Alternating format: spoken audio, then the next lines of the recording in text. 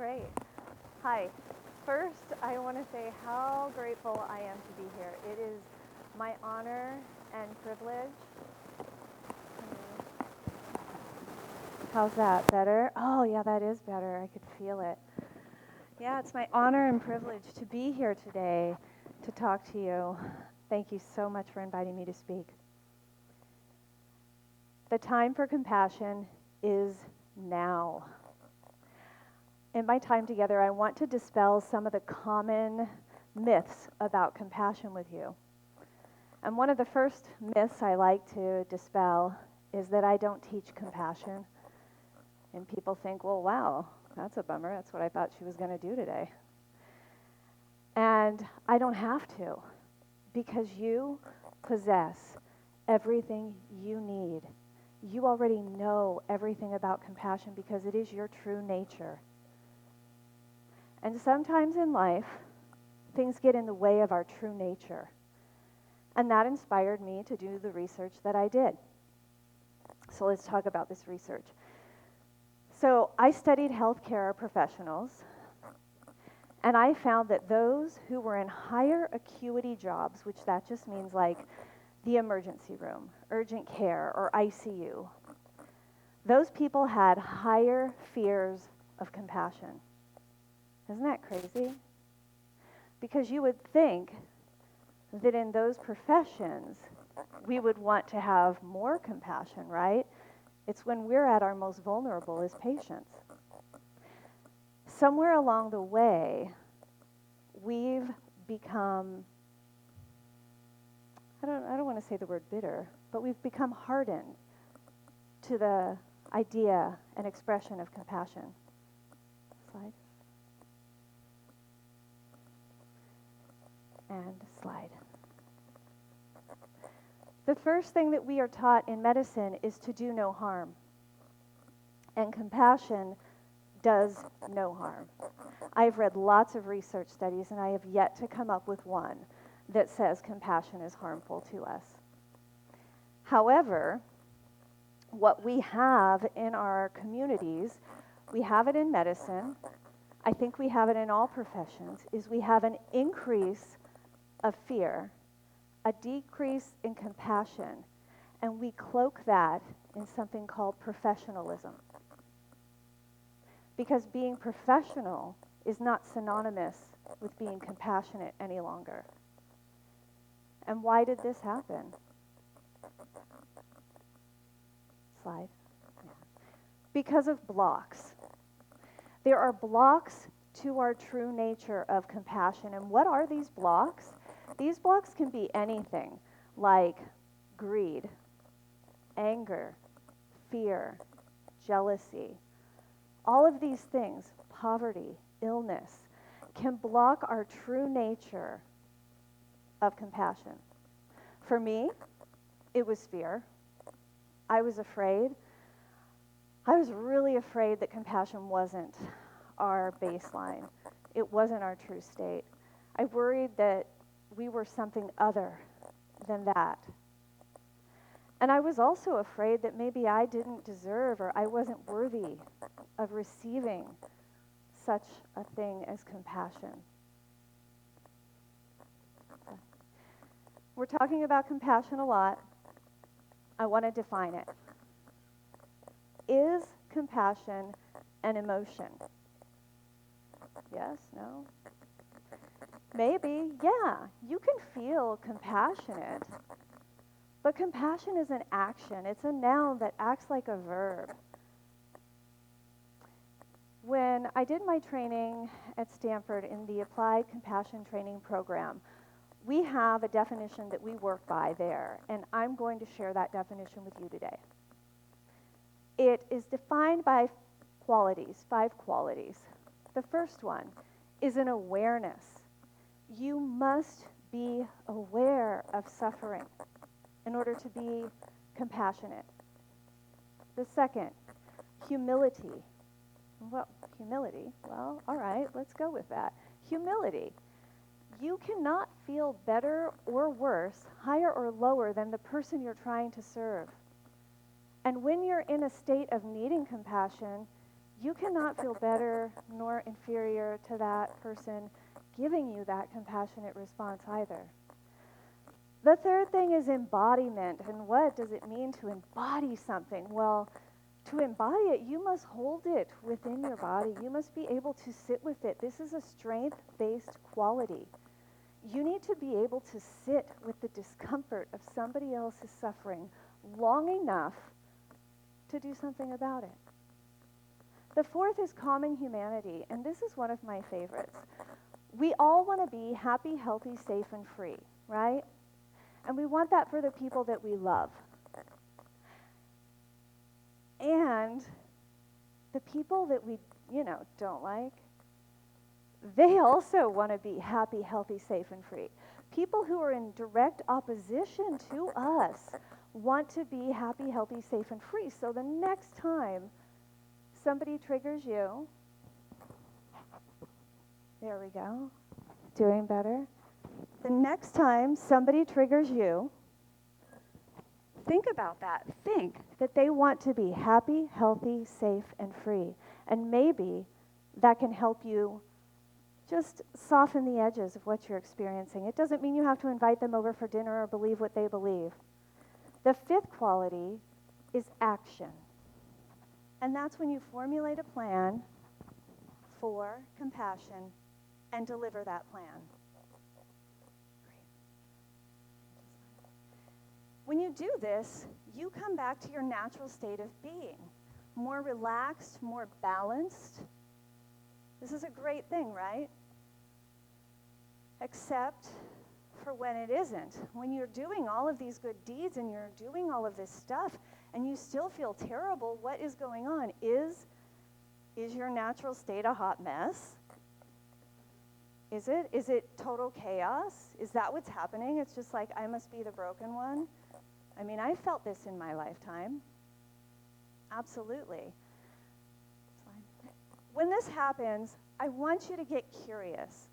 Curious about your motivations. There are three things that really get in the way of true compassion. One of them is doing good deeds to be a good person. Like, hey, okay, I see this suffering.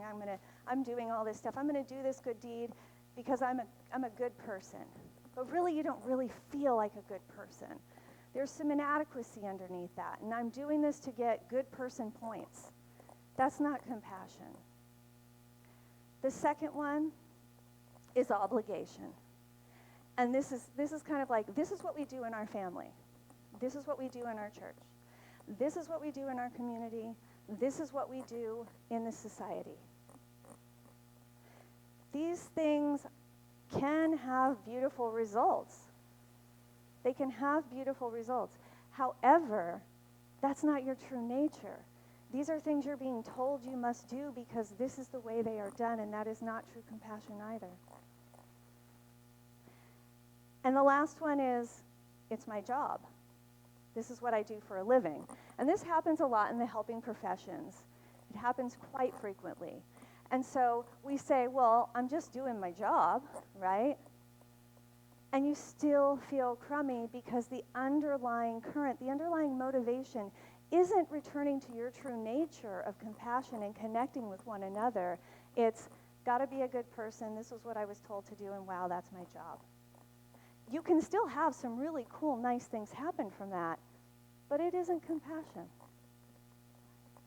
It is really simple, but it isn't easy. And it is worthy work. It is a lifetime process. This is something that you will practice over and over and over again, and you will fail and you will succeed. And I just don't want you to give up. I struggle with it all the time, and I've been studying this for a really long time. And I struggle sometimes on the daily basis. It can really be hard, but it is so rewarding. Slide.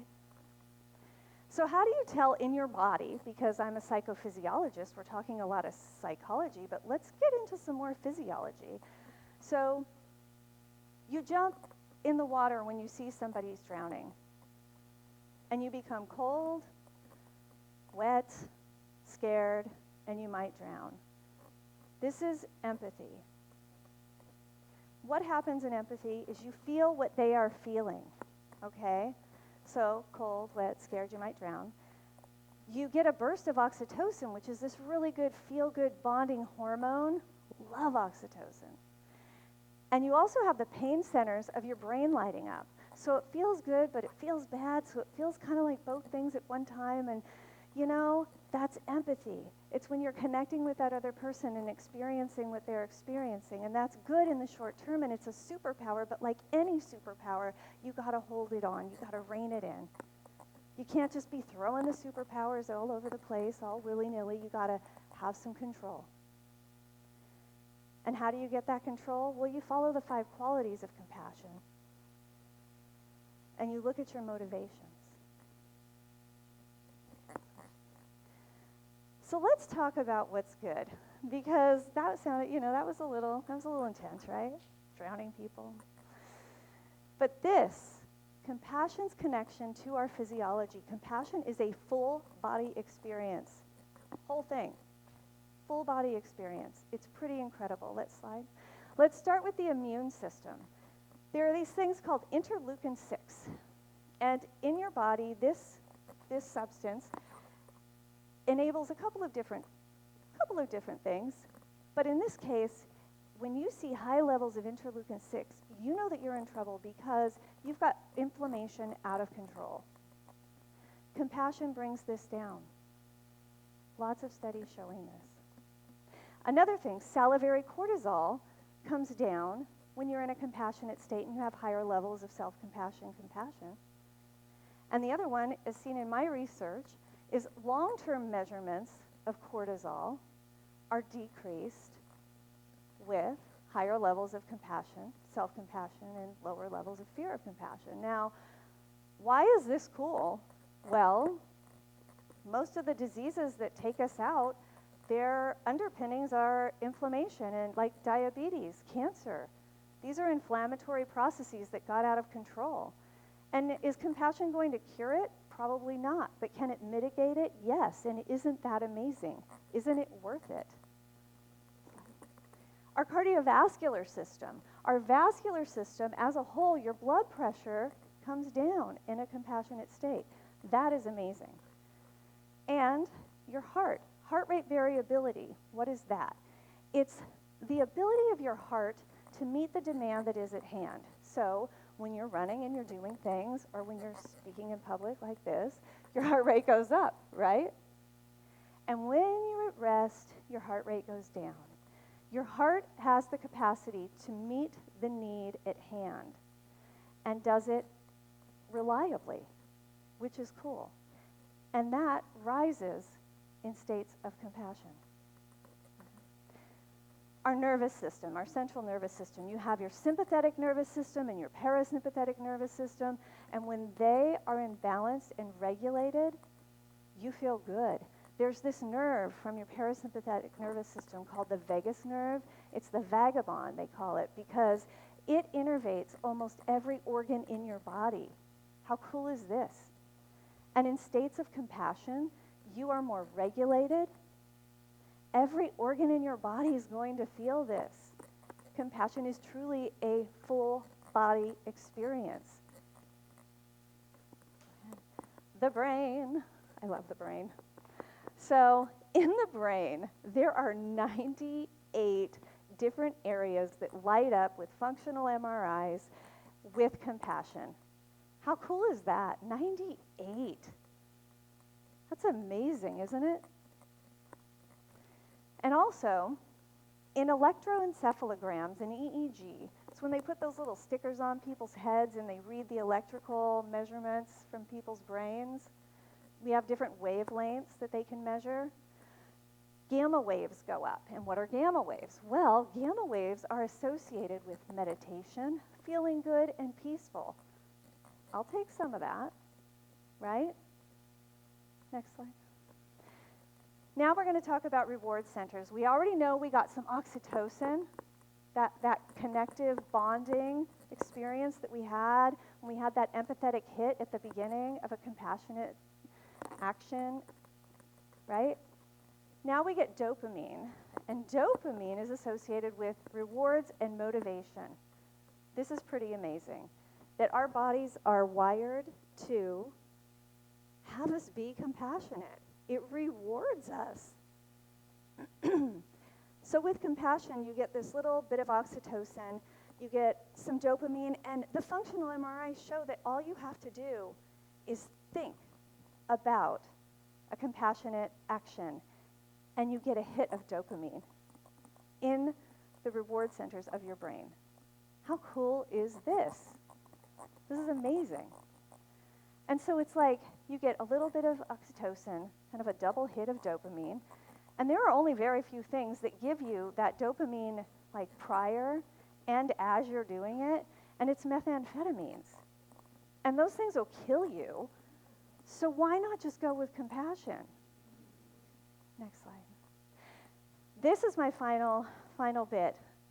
This is how the connections in your brain actually help us connect in the real world. You have this part, the guy in the middle, that's your anterior salience network. We have networks in our brains that connect through neurons and electrical impulses, right? They connect. So the anterior salience is just kicking back, taking in information from outside of you and your internal world.